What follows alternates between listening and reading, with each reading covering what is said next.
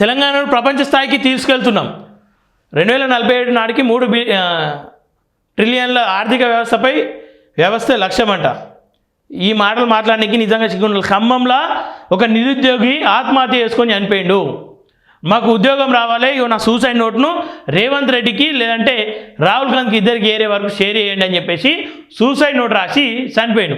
First ఇక్కడ ఉన్నటువంటి మీరు ప్రపంచ స్థాయికి తెలంగాణ తీసుకోకుండా సరే, ఇక్కడున్న తెలంగాణలో ఇక్కడ ఉన్నటువంటి బిడ్డల సావులను ఆపుర్రి. ఇక్కడ ఉన్నటువంటి ఎవరైతే నిరుద్యోగులు ఉన్నారో వాళ్ళ బతుకులకు ఒక భరోసా కలిగించుర్రి. ఇక్కడ కనతాలికి పెట్టినోడు అంట పినతాలికి పెట్టిన అన్నట్టుగా ఆయనేమో డల్లాస్ చేస్తా అన్నాడు గత ప్రభుత్వం. ఈయనేమో ప్రపంచానికి తీసుకెళ్తున్నా అంటాడు. ప్రపంచానికి పోవడంటే వీళ్ళు ఫ్లైట్లు ఎక్కి ప్రపంచం అంతా తిరగచ్చు తెలంగాణ నిధులపైన. ఏమంటా ఉన్నాడు, తెలంగాణ రాష్ట్రాన్ని ప్రపంచ స్థాయి పెట్టుబడుల కేంద్రంగా తీర్చిదిద్దుతున్నామని డిప్యూటీ సీఎం బట్టి విక్రమార్క అన్నారు. ఆదివారం అమెరికాలోని మేరీల్యాండ్లో జరిగిన ఇండియన్స్ ఓవర్సీస్ కాంగ్రెస్ ప్రతినిధుల సమావేశంలో ఆయన ముఖ్య అతిథిగా పాల్గొని మాట్లాడారు.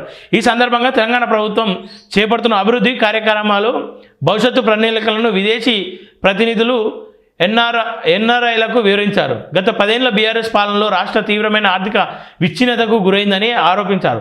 రాష్ట్రాన్ని అప్పుల ఊబిలోకి నెట్టారని, బీఆర్ఎస్ తీరు వల్ల గతంలో ప్రభుత్వ ఉద్యోగులకు ప్రతి నెల 15 నుంచి 25వ తేదీ వరకు జీతాలు రాని పరిస్థితి ఉండేదని గుర్తు చేశారు. తమ ప్రజాప్రభుత్వం అధికారంలోకి వచ్చిన వెంటనే ఆర్థిక క్రమశిక్షణ పాటించి విచ్ఛిన్నమైన ఆర్థిక వ్యవస్థను గడిలో పెట్టామని తెలిపారంటారు.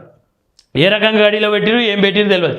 ఈ కాంగ్రెస్ వచ్చిన సరే బీఆర్ఎస్ వల్ల జరిగిన నష్టాలను దృష్టిలో పెట్టుకొని కాంగ్రెస్కి అధికారం ఇచ్చారు.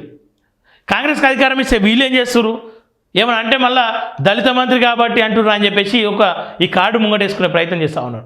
మేము కూడా అదే బిడ్డలం, మేము కూడా బహుజన దళిత బిడ్డలమే. అందరం బహుజనుల నుండి దళితుల నుండి ఉన్న కష్టాలను చూసి కడుపు మండి బయటకు వచ్చిన వాళ్ళం. మేము చెప్తా ఉన్నాం, బట్టి విక్రమార్క కావచ్చు, లేదంటే ఆ ప్రాంతంలో ఉన్నటువంటి పొంగులేటి శ్రీనివాసరెడ్డి కావచ్చు, తుమ్మల కావచ్చు, ఒకసారి ఇలా చనిపోయిన వ్యక్తి ఇంటికి వెళ్ళుర్రి మీరు ఓలనొకరు.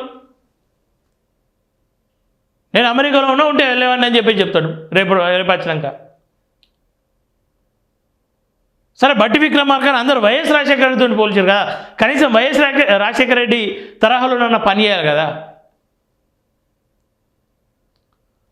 సో ఆలోచించాలి పబ్లిక్ కూడా.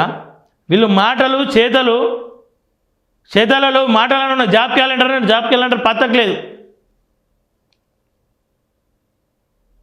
వీళ్ళను మాట్లాడితే అరెస్టులు. గతంలో అదే పని చేసారు, ఇప్పుడు అదే పని చేస్తారు.